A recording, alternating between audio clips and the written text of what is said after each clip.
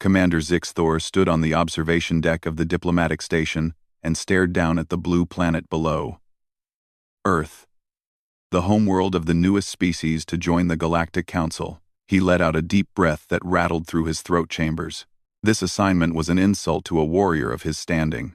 For 3,000 years, the Krellian Empire had perfected the art of war. Their battle doctrines were studied across 40 star systems. Their tactical academies produced the finest soldiers in known space. And now the Council wanted him to observe how these primitive humans trained their fighters. It was ridiculous. "Commander Zixthor?" A voice called from behind him. "Welcome to Earth Orbital Station." He turned to see a human female in a crisp blue uniform. She was small, like most of her species, with brown hair pulled back from her face. Her smile was wide, and her eyes bright. Humans always seemed so cheerful. It unnerved him. "I am Lieutenant Kate Morgan," she said, extending her hand in the human greeting gesture. "I'll be your liaison during your stay." Zixthor touched her hand briefly, noting how soft human skin felt compared to his scaled exterior. "Lieutenant, I wish to begin observations immediately. The Council has given me only 6 weeks for this assignment." "Of course," Kate said, still smiling. "Admiral Price is waiting for us in the briefing room. If you'll follow me." They walked through the station's corridors. Zixthor noticed human crew members stopping to stare at him. He was used to it. At 7 feet tall with green-scaled skin and 4 arms, he cut an impressive figure. Most species found Krellians intimidating. These humans just looked curious. The briefing room was plain by galactic standards. A simple table, chairs designed for human proportions, and a display screen on one wall. An older human male stood when they entered. His hair was gray, and his uniform carried more decorations than Kate's. "Commander Zixthor," the man said. "I'm Admiral Gregory Price, head of the Earth Battle Academy. We're honored to host you." "Admiral," Zixthor replied. He activated his recording device and held it up. "I will be documenting all observations for the Galactic Council. They wish to understand human military training methods." "Of course," Price said, gesturing to a chair. "Please, sit. Can I offer you anything? Water? We have nutrient supplements compatible with Krellian biology. That will not be necessary." Zixthor sat, folding his 4 arms carefully. "I have reviewed your basic training curriculum. I must say, I find it quite different from standard galactic practice." "How so?" Price asked, genuine interest in his voice. Zixthor pulled up data on his device. "Your training period is 16 weeks. Krellian basic training takes 8 weeks and produces fully combat-ready soldiers. You seem to be wasting time and resources." Kate coughed slightly, but Price just nodded. "Our methods might seem inefficient at first. I think you'll find there's purpose to everything we do." "I hope so," Zixthor said. He did not mean it as a compliment. Price stood and walked to the display screen. "Let me show you our facility." The Academy is located in the northern continent, in a region we call Colorado. The environment is challenging, which is intentional. The screen showed images of a sprawling complex surrounded by mountains. Humans in training uniforms ran across rocky terrain. Others climbed walls or navigated obstacle courses. "Why do you build in difficult terrain?" Zixthor asked. "Surely, flat ground would be more efficient for training exercises." "We train for reality, not ideal conditions," Price said. "War doesn't happen on flat ground." Zixthor made a note in his report. The Admiral's logic was sound, but it still seemed inefficient. "When may I observe actual training?" "Right now, if you'd like," Kate said. "We have a new class starting today. First day of basic training." "Excellent," Zixthor said, standing. "I am eager to see how humans produce their soldiers." The shuttle ride down to Earth's surface took 30 minutes. Zixthor spent the time reviewing Krellian training protocols on his device. He wanted to make proper comparisons in his report.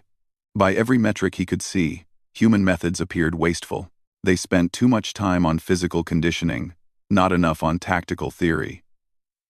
They emphasized individual initiative over group cohesion. It was backwards. The academy grounds were larger than he expected. Hundreds of buildings spread across the mountain valley. Humans in various uniforms moved between them with purpose. Kate led him to a large open field where approximately 200 young humans stood in formation. They looked soft. Zixthor thought.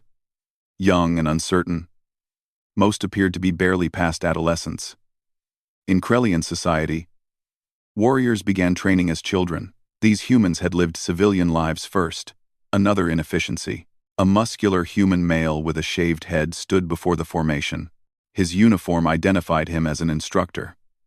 When he spoke, his voice carried across the field without amplification. "Listen up," the instructor shouted. "I am Instructor Paul Harris. For the next 16 weeks, your life belongs to me. You will eat when I say, sleep when I say, think when I say. Do you understand?" "Yes, sir," the formation shouted back. Zixthor leaned toward Kate. "Why is he yelling? Do humans have poor hearing?" Kate's smile widened. "It's part of the process. You'll see. Drop and give me 50. Harris bellowed at the formation. The young humans immediately fell to the ground and began pushing themselves up and down with their arms. Zixthor recognized the exercise from his research. Push-ups. A basic strengthening movement. "What did they do wrong?" Zixthor asked. "Why is he punishing them?" "He's not," Kate said.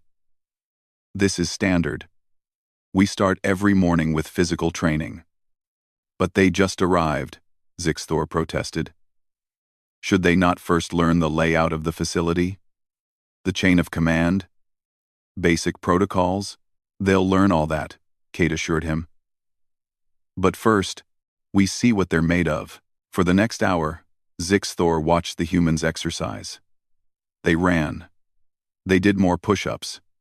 They carried heavy logs in groups while Harris shouted at them. When one person stumbled, Harris made the entire group start over. When someone asked a question, Harris made them do more exercises. It made no sense. Zixthor recorded everything, his confusion growing with each passing minute. This was not training. This was chaos. Punishment. Without purpose. In a Krellian academy, new recruits spent their first day in classrooms, learning doctrine and hierarchy. They practiced formations. They memorized regulations. They built the foundation of discipline through knowledge. These humans were just suffering. By the end of the session, the young recruits were exhausted. They could barely stand in formation. Many were breathing hard. Some had dirt and grass stains on their uniforms. One female cadet, a tall woman with dark hair, swayed slightly on her feet but forced herself straight. A male cadet with red hair wiped sweat from his eyes. "Dismissed," Harris roared. "You have 30 minutes to shower and report to the dining facility." "Move." The formation scattered, young humans jogging toward the barracks buildings despite their obvious exhaustion. Zixthor turned to Kate. "This is your training method? Making them tired?" "It's just the beginning," Kate said. "Give it time, Commander. I have reviewed 3,000 years of Krellian military excellence," Zixthor said stiffly. "I know effective training when I see it." "This is not it." "Maybe," Kate said, that infuriating smile still on her face. "Or maybe you're about to learn something new." Zixthor did not dignify that with a response. He had 6 weeks to document human military training. 6 weeks to show the Council that while humans might be brave, their methods were primitive and inefficient. He began composing the first entry in his report as they walked back to the shuttle. It was going to be a very long 6 weeks. Zixthor had been observing human training for 5 days, and his confusion had only grown deeper. He sat in the observation room overlooking the academy grounds, reviewing his notes. Every entry raised more questions than it answered. The humans deliberately prevented their cadets from sleeping properly. On day 3, Kate had explained that recruits were awakened at random hours for emergency drills. The young soldiers stumbled from their barracks at midnight. 2 in the morning, 4 in the morning. They had to dress in full gear and run to assembly points while instructors shouted at them. "Why?" Zixthor had demanded. "How can they learn when their minds are exhausted?" "Because in real combat, You don't get a full night's sleep, Kate had replied. We're teaching them to function under stress. It seemed needlessly cruel. Krellian training maintained strict sleep schedules to ensure optimal mental performance. These humans were doing the opposite. Below him now, he watched a group of 30 cadets running across the mountainous terrain. Each one carried a large rock. Not equipment. Not supplies. Just rocks. Heavy ones that served no tactical purpose. Instructor Harris jogged alongside them, not even breathing hard. Keep moving! That rock is your new best friend. You will carry it everywhere. You will sleep with it. You will name it. One cadet, a young male with blonde hair that Zix Thor had heard others call Danny West, shouted back while running. Sir! Why are we carrying rocks, sir? Because I said so, Harris bellowed. No, sir. Then run faster. Zix Thor added another note to his report. The humans made their soldiers carry useless weight. When questioned about purpose, instructors gave no logical explanation. It was baffling. Kate appeared beside him with 2 cups of coffee. She offered one to Zix Thor, who refused it. He had tried human coffee once. It tasted like burned water. How are your observations going? She asked cheerfully. I am documenting significant inefficiencies, Zix Thor said. He gestured at the running cadets below. Rocks, Lieutenant. They are carrying rocks. Builds character, Kate said, sipping her coffee. It builds tired soldiers. Zix Thor countered. In what scenario would a warrior need to carry a rock into battle? Kate just smiled. That smile was starting to irritate him. The afternoon brought combat training. And Zix Thor thought he might finally see something sensible. Combat was universal. Surely humans understood the basics of fighting. He was wrong. The cadets gathered in a large gymnasium. They wore padded gear and gloves. Zix Thor expected weapons training or tactical formations. Instead, Harris had them pair off and face each other. Today you learn to fight, Harris announced.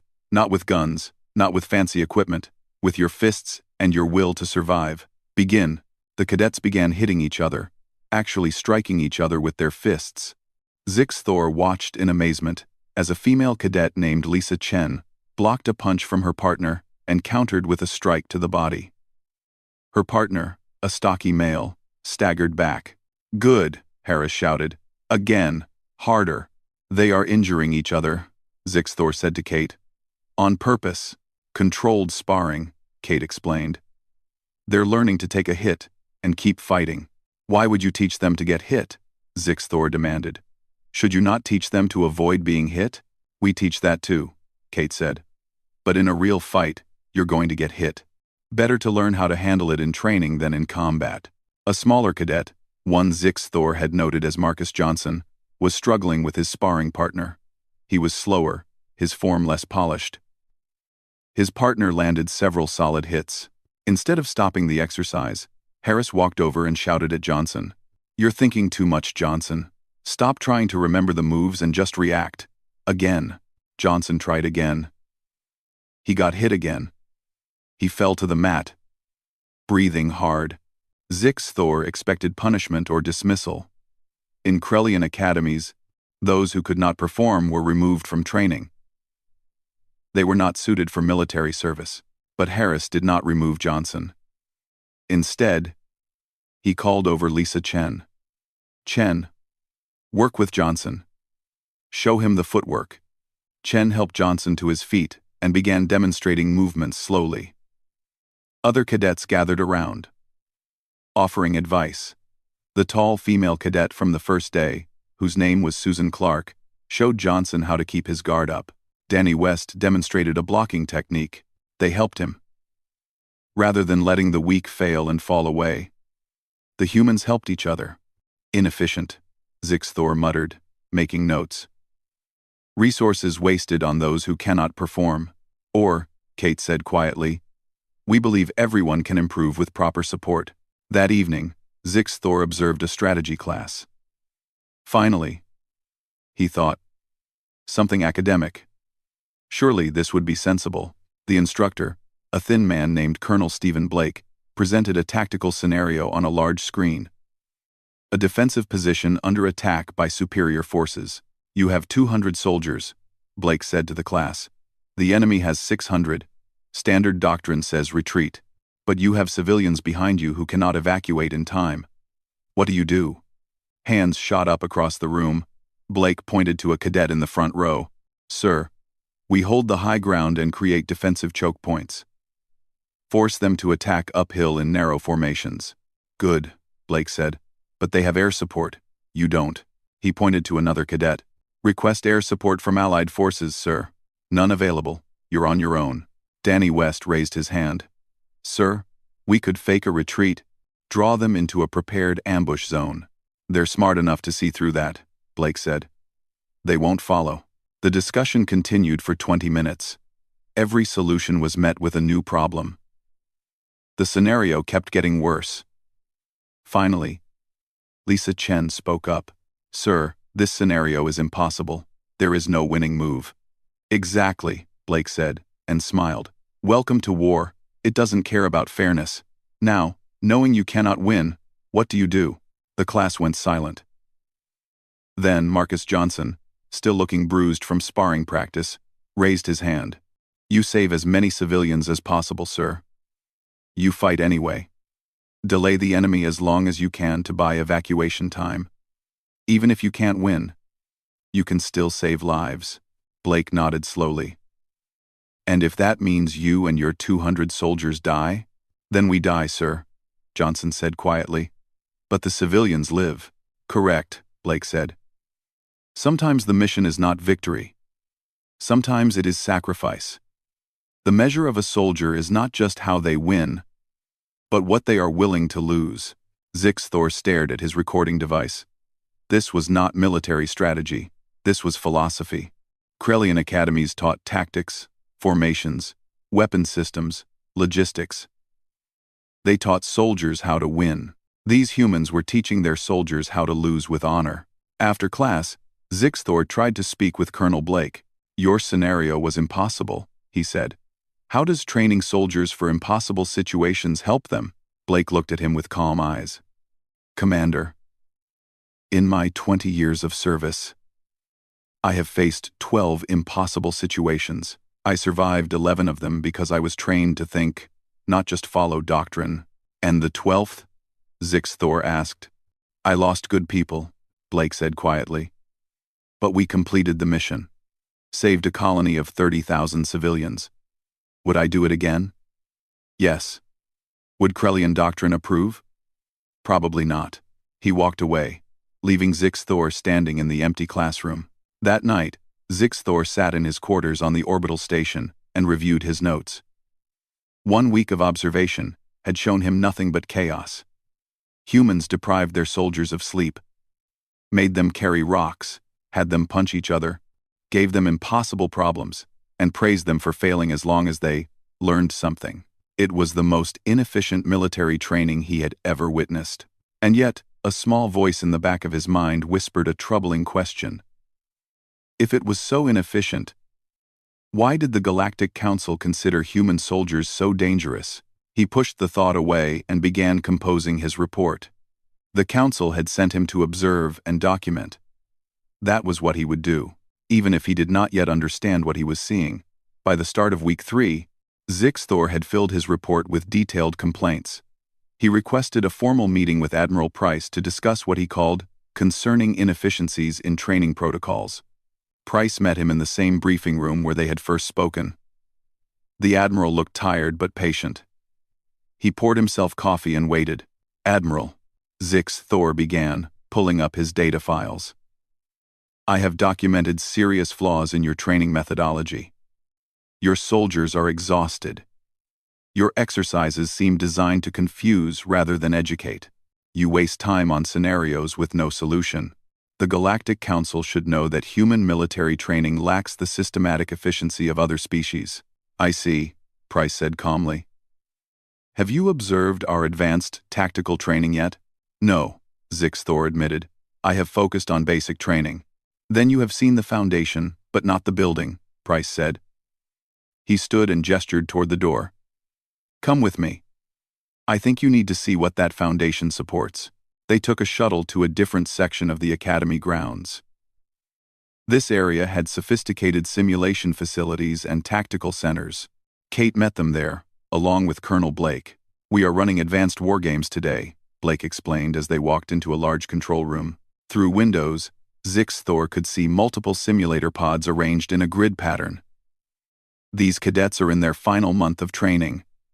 Today's exercise will test everything they have learned. Zixthor watched as approximately 40 cadets entered the simulator pods. They wore full combat gear and carried simulated weapons. The pods sealed, and the exercise began. On the control room screens, Zixthor could see the scenario unfold. The cadets believed they were defending a forward base against enemy attack. Their orders were clear. Hold position until reinforcements arrived. Then Blake did something that shocked Zixthor. He changed the orders. "Command to all units," Blake said into the communication system. "New orders. Abandon the base and retreat to secondary position." The cadets began to move, following the new directive. Then Blake sent another message. "Correction. Disregard last order. Hold current position." Zixthor turned to Blake.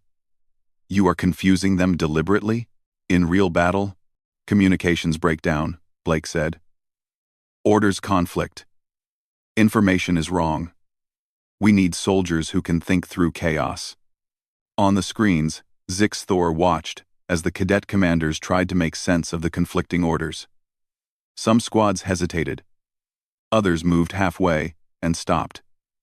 The simulated enemy was getting closer. Then one cadet, a young woman named Susan Clark, opened a command channel. "All units, this is Squad Leader Clark. Communications are compromised. Recommend we hold position as per original orders and defend until we have confirmed command authority." Other squad leaders agreed. They ignored the conflicting orders and followed their initial mission. She questioned command. Zixthor said, horrified. "In Krellian military, that is grounds for severe punishment. In human military, that is initiative," Price said. "We want soldiers who can think, not just obey." The exercise continued. Blake threw more problems at the cadets. Supply lines were cut. Air support failed to arrive. Enemy forces outnumbered them 3-1.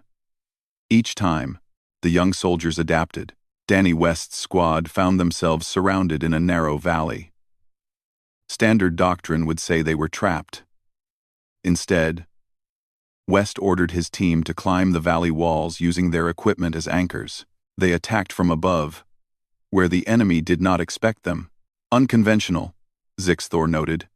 "Not in any tactical manual." "Exactly," Kate said. "We don't just teach the manual. We teach them to rewrite it when necessary." Lisa Chen's squad faced a different challenge. They were ordered to secure a bridge, but enemy forces had better position and more firepower. Chen tried a frontal assault and lost half her team in the simulation. Her squad was marked as failed. Zixthor expected punishment. Instead, Colonel Blake called Chen to the control room after the exercise. "Chen, talk me through your decisions," Blake said. "Sir, I assessed that we could not hold the bridge through conventional defense," Chen explained. "I attempted to surprise them with aggressive action. It failed. I should have found another approach." "What would you do differently?" Blake asked. Chen thought for a moment. "Sir, I would send a small team to create a diversion upstream, while the main force crossed at a secondary point. Draw their attention away from the bridge, then flank them." "Good," Blake said. "You failed the exercise, but you learned from it. That's worth more than a lucky success. Try it again tomorrow with your new plan." Chen saluted and left. Zixthor watched her go, then turned to Blake. "You praise failure?" he asked. "We praise learning," Blake corrected. Chen's team died in the simulation, but Chen herself grew as a leader. Next time, she will be better. That is the point of training. Kate led Zixthor to another observation area where a different type of training was happening. This was survival training. Small groups of cadets had been dropped into a mountainous wilderness area with minimal equipment. They had 3 days to navigate to an extraction point. Zixthor watched the video feeds from their helmet cameras. One group, led by Marcus Johnson, had already faced multiple problems. Their water purification tablet had been lost. Crossing a stream, they had no map, only a basic compass. Night was falling and the temperature was dropping. They are not equipped for success, Zixthor observed. This is another impossible scenario. It is a difficult scenario, Kate corrected. But not impossible. On the screen, Johnson gathered his team. They discussed options. One cadet suggested following the stream down the mountain. Another wanted to climb to high ground to get their bearings. They debated for several minutes. Zixthor noted that Johnson did not simply give orders. He listened to his team. They made the decision together. In Krellian military, the commander commands, Zixthor said. These humans argue with each other. These humans think together, Price said. He had joined them at the observation window. One mind can be wrong. 5 minds working together are usually right. Johnson's team decided to make camp for the night and conserve energy. They used their combat training to work efficiently. 2 cadets built a shelter. 2 gathered dry wood for a fire. Johnson himself used his knife to fashion a water filter from sand, cloth, and a plastic bottle. Within an hour, they had warmth, shelter, and clean water. They rationed their small amount of food. They set watch shifts so everyone could rest. They worked as a single unit, each member contributing their skills. They are not just surviving, Zixthor said slowly. They are thriving. Exactly, Price said. We put them in a hard situation, and they responded with creativity and cooperation. That is what we train for. Create too. Rees, Kate pulled up a holographic display showing Earth's history. Battle after battle appeared in the air. Commander, can I show you something? She highlighted a battle called Thermopylae. 300 soldiers held a pass against an army of thousands. They lost, but they bought time for their people to escape. She highlighted another. The Battle of Britain. Outnumbered pilots defended their homeland against impossible odds. They won. Another, the Chosen Reservoir. Surrounded by enemy forces in brutal winter conditions, they fought their way out and saved their wounded. More battles appeared. More stories of humans facing superior forces, and either winning through innovation or losing with honor. This is our history, Commander, Kate said. We are not the strongest species. We are not the fastest or the smartest. But we are the species that fights when everyone else says it is impossible. We are the species that never gives up. Zixthor stared at the battles floating in the air. So, you train your soldiers to face impossible situations because that is what humans do? We train them to think when thinking should not be possible, Price said, to adapt when adaptation seems impossible, to work together when they are exhausted and scared and outnumbered. Because that is when leadership matters most. On the observation screen, Johnson's team had settled in for the night. They were tired and dirty and had almost no supplies. But they were laughing together, sharing stories around their small fire. They had turned a survival exercise into a team-building moment. Your training appears chaotic because you expect chaos, Zixthor said slowly, working through the logic. You exhaust them because battles are exhausting. You give them impossible problems because war creates impossible problems. Now you are starting to understand, Price said. But this is inefficient, Zixthor protested, though his conviction was weaker now. Krellian training produces soldiers in half the time. Soldiers who know how to follow perfect doctrine in perfect conditions, Blake said. What happens when conditions are not perfect? Zixthor had no answer.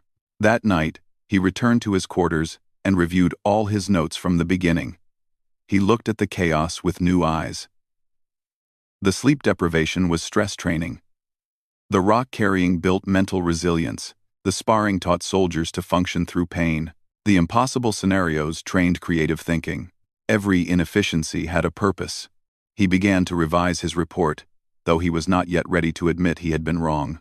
But for the first time, he was starting to wonder if the humans knew something about war that the Krellians had forgotten. Week 5, brought an announcement that changed everything. Admiral Price gathered all the final year cadets in the main auditorium. Zix Thor stood at the back with Kate, watching the 200 young soldiers file into their seats. "Cadets," Price began, his voice carrying through the hall. "In 3 days, you will face your final graduation exercise. This will be a 72-hour combat simulation. You will defend Earth's orbital station against an alien invasion force. Success means graduation. Failure means you repeat the entire final month of training." The cadets sat straighter. This was clearly the test that mattered most. Price continued. "The invasion force will use tactics and technology from the Krellian Empire. And to ensure authenticity, Commander Zix Thor has agreed to help design the enemy strategy." Every head turned to look at Zix Thor. He felt their eyes on him. Kate nudged him forward. "Commander," Price said, "would you like to say anything to the cadets?" Zix Thor walked to the front of the auditorium. He looked out at the young human faces. 5 weeks ago, he would have seen weakness. Now, he saw determination. "I have observed your training," Zix Thor said. "Your methods are unconventional. I will design an opposition force using proper Krellian military doctrine. 3,000 years of tactical excellence. I will not make this easy for you." Danny West raised his hand. "Sir, would you make it easy for a real enemy?" "No," Zix Thor admitted. "Then bring your best, sir," West said. Several other cadets nodded agreement. Zix Thor felt something strange. Was it respect? He nodded to the cadets and returned to his place beside Kate. Over the next 2 days, Zix Thor worked with the simulation programmers. He input Krellian battle formations, attack patterns, and tactical responses. He created a force that would respond to every human move with perfect military precision. He made it strong, perhaps too strong. "Commander," Kate said, reviewing his design, "this seems extremely difficult." "War is difficult," Zix Thor replied. "Let us see if your chaos training works against real military science." The exercise began at dawn on day 1. The cadets entered full immersion simulation pods. To them, it would feel completely real. The command staff, including Zix Thor, monitored everything from the control center. The simulated enemy fleet approached Earth's orbital station exactly as Zix Thor had programmed. Perfect formation. Coordinated attack pattern. Overwhelming firepower. The humans scrambled to respond. Squad leaders shouted orders. Defensive positions were manned. Weapons systems activated. And then the Krellian attack began. Zix Thor had designed the assault to probe for weaknesses systematically. The simulated Krellian forces tested each defensive sector, analyzed the response, and then struck at the weakest point. It was textbook military strategy. It worked perfectly. Within 2 hours, the humans had lost their outer defensive perimeter. Within 4 hours, they had retreated to the station's inner levels. Within 6 hours, they were barely holding on. "They are losing," Zix Thor observed. He felt both vindicated and strangely disappointed. "Day 1 is not over yet," Colonel Blake said calmly. By the end of day 1, the human cadets held only the station's core sections. Casualties in the simulation were approaching 40%. By every tactical measure, they had failed. Admiral Price called a staff meeting that evening. "Thoughts? They are fighting by standard doctrine," Blake said. "They are trying to meet a superior force with conventional defense. It is not working." "Will they adapt?" Price asked. "If we train them right, yes," Blake said. Day 2 began with the humans still trapped in the station's core. Zix Thor expected a surrender. Instead, something changed. The cadet commanders stopped trying to hold static positions. Susan Clark took her squad through the station's maintenance tunnels and emerged behind enemy lines. She did not try to retake lost ground. Instead, she sabotaged the simulated Krellian supply depot. Danny West's team abandoned their assigned defensive position entirely. When Blake opened a communication channel demanding an explanation, West replied, "Sir, holding that corridor was suicide. We are going to try something else." "What something else?" Blake asked. "We will know when it works, sir," West said and closed the channel. Zix Thor protested. He ignored orders. He should be disciplined. He used initiative, Price corrected. Let's see where it goes. West's team moved through the station's exterior hull, using magnetic boots. They attached explosive charges to the simulated enemy ships docked at the station. When the charges detonated, 3 enemy vessels were destroyed. The perfect Krellian formation had to adapt to unexpected attacks from unexpected directions. Zixthor's tactical program struggled to respond to illogical human behavior. They are not following any doctrine, Zixthor said, frustrated. They are acting randomly. They are improvising, Kate said. Big difference. Marcus Johnson's squad found themselves pinned down in a cargo bay. By standard tactics, they should retreat. Instead, Johnson noticed that the cargo bay held industrial equipment. He ordered his team to use loading mechs as makeshift armor. They charged the enemy position protected by heavy machinery never designed for combat. It worked. The enemy had no tactical response for loader mechs used as tanks. Lisa Chen remembered her failure from Week 3. When ordered to hold a choke point, she sent 2 soldiers to create a diversion. While her main force flanked the enemy from an unexpected angle, the simulated Krellians responded to the threat in front of them, following proper doctrine. They did not see the attack from the side until it was too late. Your program is losing, Blake observed. The chaos is beating the order. Zixthor watched his perfect tactics fail against human unpredictability. The cadets were tired. They were wounded. They had lost nearly half their force, but they were not beaten. By the end of Day 2, the humans had fought the invasion to a stalemate. They still could not win, but they had stopped losing. Day 3 began with both sides exhausted. The simulated Krellian forces controlled most of the station. The humans held the critical command center and life support systems. It was a deadlock. Then the cadets did something Zixthor never expected. They held a meeting. All the squad leaders gathered in the command center.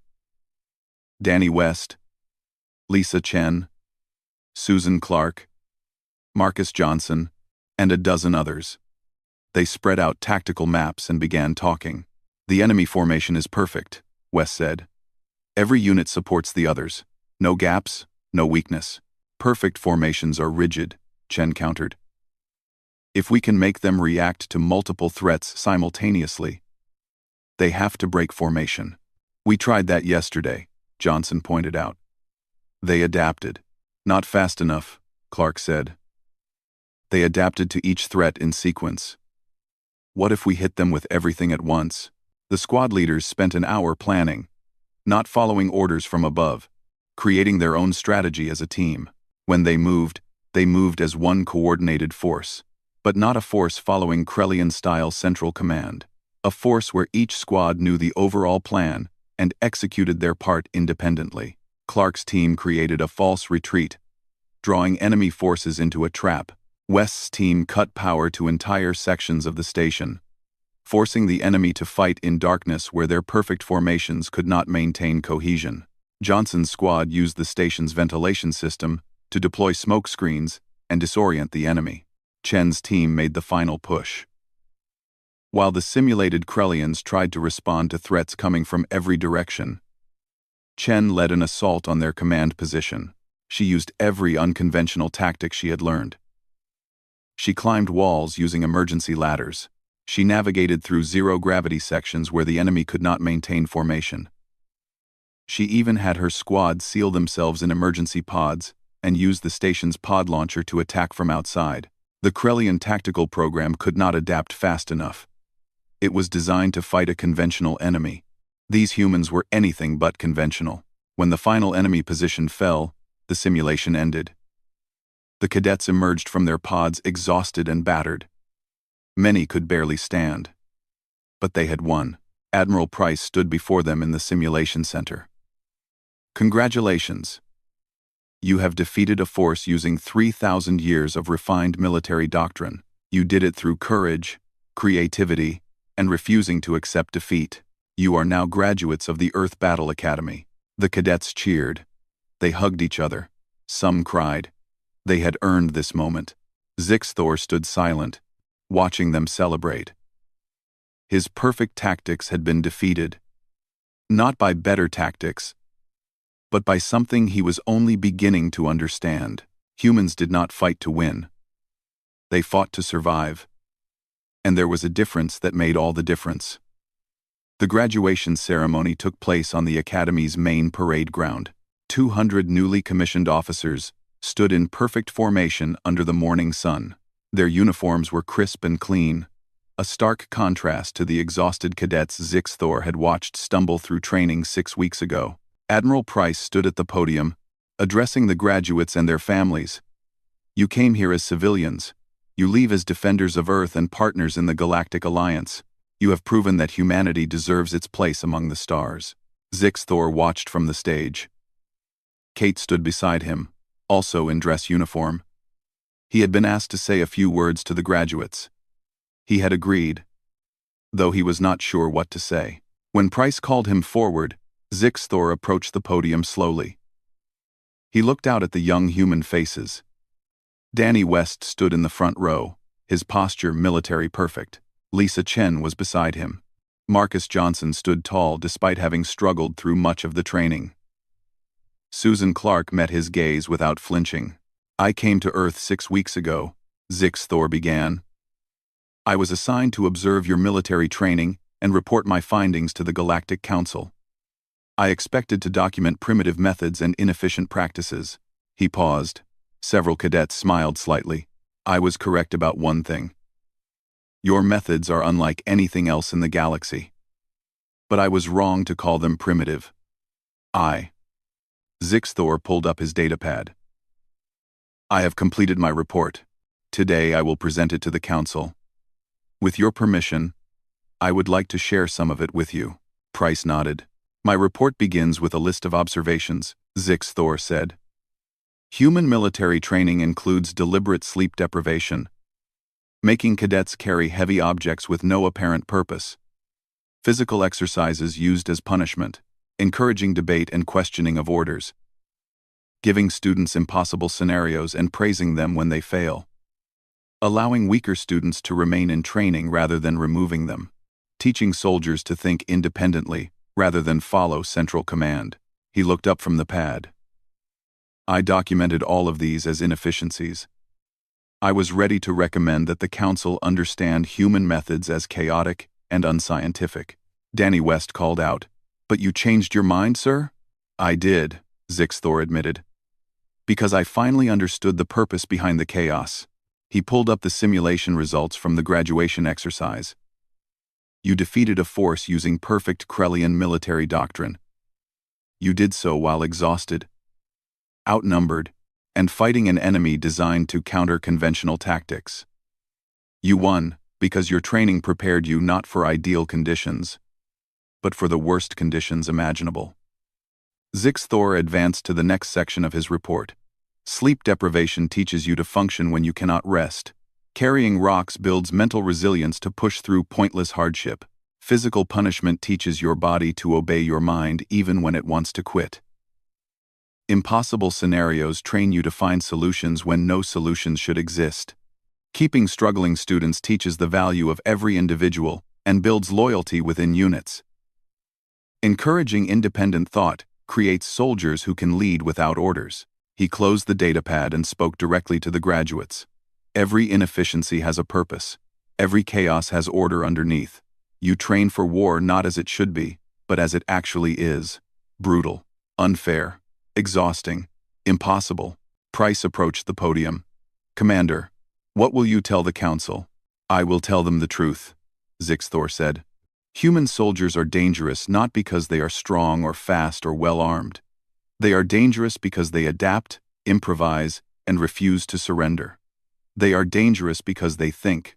In 3,000 years of Krellian military excellence, we have perfected the science of war, but you have perfected the art of survival, and survival, I have learned, often defeats science. The cadets burst into applause. Not polite ceremony applause, but genuine appreciation. Zixthor stepped back from the podium, feeling strange. Was this what humans called pride? After the ceremony, families swarmed the parade ground. Parents hugged their graduated children. Friends took photographs. The formal military order dissolved into happy chaos. Kate found Zix Thor standing apart from the celebration. "Good speech, Commander." "I only spoke the truth," he said. "That's what made it good," she replied. She handed him a cup of coffee. "I know you hate this, but it's tradition. Share a drink after graduation." Zix Thor accepted the cup. He still did not like coffee, but the gesture mattered. Admiral Price joined them. "Commander, I want to thank you for your honesty. Not many observers would admit they were wrong." "I was not wrong about what I saw," Zix Thor said. "I was wrong about what it meant." Price smiled. "That's a lesson worth learning." They stood together, watching the graduates celebrate. After a moment, Zix Thor spoke again. "Admiral, I have a request." "Go ahead." "The Krellian Empire has 43 military academies. Our training produces excellent soldiers who follow doctrine perfectly. But after watching your cadets defeat that doctrine, I wonder if our soldiers are prepared for enemies who do not follow rules." "What are you asking?" Price said. "Would you accept Krellian cadets into your academy?" Zix Thor asked. "Not many, perhaps 10 to start. Let them learn human methods. Let them bring that knowledge back to our military." Price considered this. "It won't be easy for them. Our training is designed for humans, physically and mentally. Your people are stronger than us, but our methods might challenge them in ways they don't expect." "I know," Zix Thor said. "That is why I want them to experience it." "Then yes," Price said. "We would be honored to train Krellian soldiers. On one condition." "What condition?" "You come back to observe their training," Price said. "I think you still have more to learn." Zix Thor felt his throat chambers vibrate with what might have been laughter. "I think you are correct, Admiral." Kate spoke up. "Commander, can I ask you something?" "Of course. When you first arrived, you thought we were primitive. You thought our methods were foolish. You were pretty obvious about it." Zix Thor felt embarrassed. "I was arrogant. I apologize." "Don't apologize," Kate said, smiling. "I knew exactly what you thought. That's why Admiral Price assigned me as your liaison." "I do not understand." "My job wasn't just to show you around," Kate explained. "It was to let you learn at your own pace. To not argue with you, or try to convince you. Just to let you watch and figure it out yourself." Zix Thor stared at her. "You were teaching me the same way you teach your cadets. Give me the situation, and let me adapt." "Exactly," she said. "How'd we do?" "I learned," Zix Thor admitted, "though I am not sure I enjoyed the process." "Nobody enjoys learning at first," Price said. "But it's worth it in the end." 3 weeks later, Zix Thor stood in the same observation room where he had first watched human training. A new class of cadets was beginning their first day. Instructor Harris was shouting at them to do push-ups. They looked confused and tired and overwhelmed, but Zix Thor did not see chaos anymore. He saw young soldiers learning to push through discomfort, learning to function while exhausted, learning that their bodies could do more than their minds believed possible. One cadet, a young woman with short black hair, stumbled during a run. She fell hard. Zix Thor expected her to quit. Instead, she got up and kept running. "Get up, Lewis," Harris shouted. "Pain is just weakness leaving the body." Without thinking, Zix Thor found himself saying quietly, "Get up. You can do this." Kate appeared beside him, grinning. "Are you coaching them now, Commander?" "I simply observed that she has the determination to continue," Zix Thor said stiffly. "Sure," Kate said. "That's what I thought too." Below them, the cadets continued their exercises. They struggled. They sweated. They helped each other. They were beginning the same journey that Zix Thor had witnessed complete. "When do the Krellian cadets arrive?" Kate asked. "In 2 months," Zix Thor said. "I have submitted my report to the council. It was well received. They authorized a pilot program for cross-species training." "What did you title the report?" Kate asked. Zix Thor pulled up his data pad and showed her the final version. The title read, "Human Military Excellence.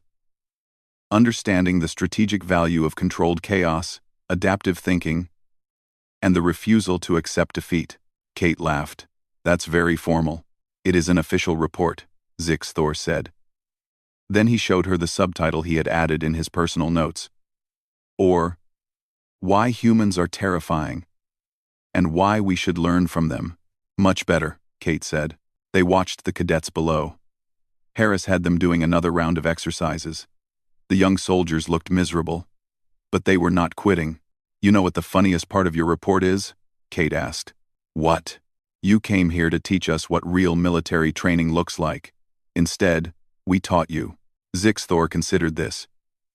6 weeks ago, he would have been insulted. Now, he just nodded. Yes, he said. You did. And I am grateful for it. Far below, a cadet shouted encouragement to a struggling teammate. Another cadet offered a hand to help someone up. They were already learning the most important lesson of human military training. They were learning that strength was not just physical, that victory was not just tactical, that the measure of a soldier was not perfection, but the will to keep fighting when perfection failed. Thor had come to Earth, expecting to document human weakness.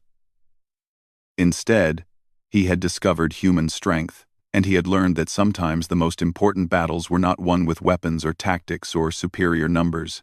They were won by people who simply refused to give up. He looked down at the struggling cadets and felt something unexpected. Hope. Not just for them, but for the Krellian soldiers who would train beside them. For the future where different species could learn from each other's strengths. The galaxy was a dangerous place.